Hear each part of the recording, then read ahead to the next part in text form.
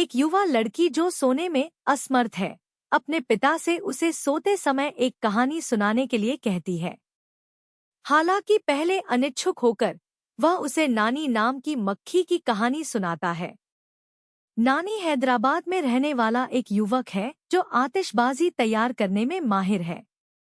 वह अपनी पड़ोसी बिंदु, एक माइक्रो आर्टिस्ट जो एक एनजीओ चलाती है, से प्यार करता है।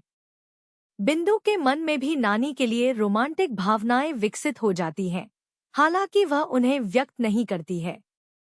अपने एनजीओ के लिए धन जुटाने की तलाश में बिंदु सुदीप नाम के एक अमीर और शक्तिशाली उद्योगपति के कार्यालय में जाती है, जो उसे आकर्षक लगता है और उसके लिए वासना शुरू कर देता है।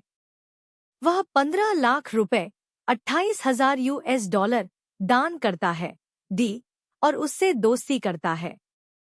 जैसे जैसे दिन बीतते हैं, सुदीप की उसे लुभाने की कोशिशें बुरी तरह विफल हो जाती हैं, क्योंकि उसे उसके इरादों का पता ही नहीं चलता। एक दिन वह नानी को सड़क पर बिंदु का पीछा करते हुए देखता है और उसे एहसास होता है कि वे एक दूसरे के प्रति आकर्षित हैं। सुदीप नानी को प्रतिद्वंद्वी के रूप में देखता है और प्रतिस्पर्धा से बचने के लिए उसे मारने की योजना बनाता है। एक रात नानी ने बिंदु को सूक्ष्म कला का एक टुकड़ा, एक पेंसिल से बना दिल का लॉकेट तैयार करने में मदद करने के लिए प्रेरित किया।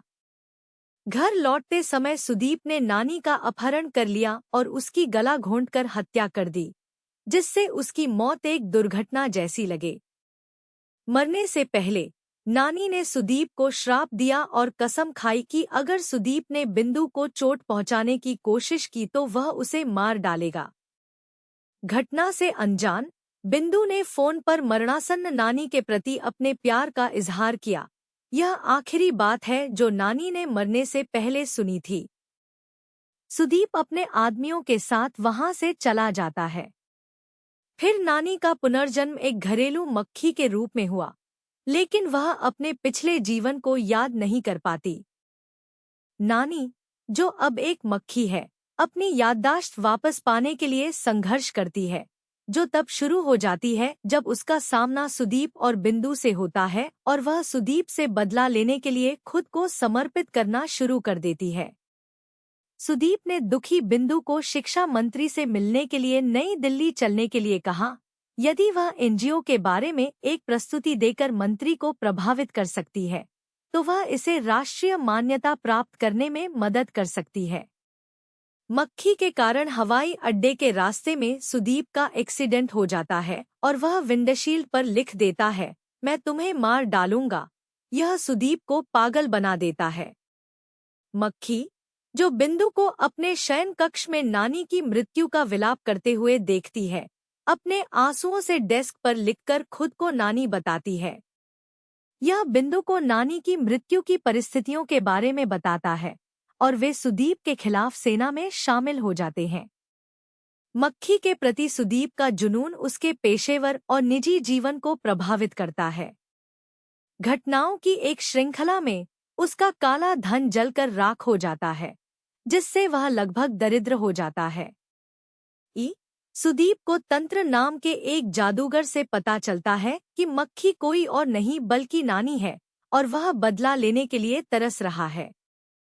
सुदीप डर जाता है और अपने घर पर नानी को मारने की योजना बनाता है, लेकिन मक्खी शॉर्ट सर्किट और आग लगने के बाद भाग जाती है, जिससे कमरा बंद हो जाता है।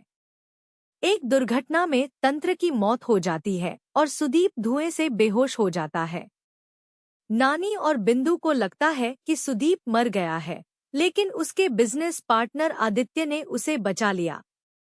सुदीप को जब पता चलता है कि बिंदु मक्खी की मदद कर रही है तो वह क्रोधित हो जाता है।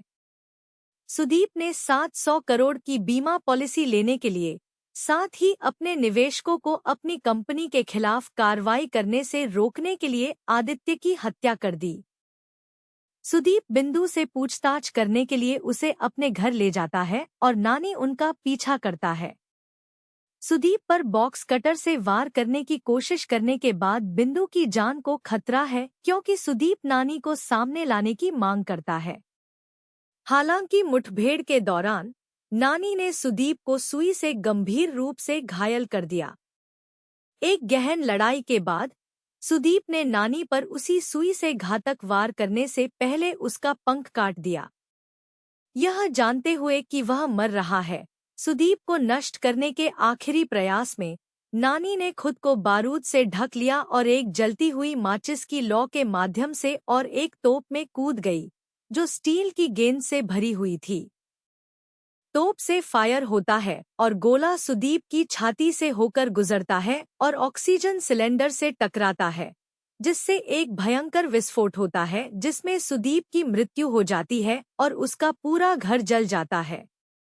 दुखी बिंदु, जो नरक से बचकर छिप गई थी, नानी के लिए तरसती है और उसका पंख लेती है और उससे एक ताबीज बनाती है। एक दिन जब वह काम पर जा रही थी तो एक छेड़खानी करने वाले ने उसे परेशान कर दिया।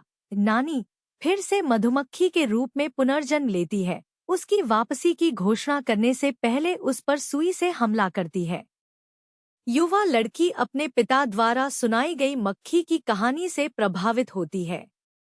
क्रेडिट के दौरान उसके पिता एक शराबी चोर के भाग्य के बारे में बताते हैं, जो कहानी की शुरुआत में बिंदु के घर में घुस गया था और जो अंततः बिंदु द्वारा नानी को दिए गए एक प्रेमपूर्ण भाषण को सुनने के बाद अपना जीवन बदल देता है और गलती से यह विश्वास कर लेता है कि बिंदु उससे बात कर रही थी।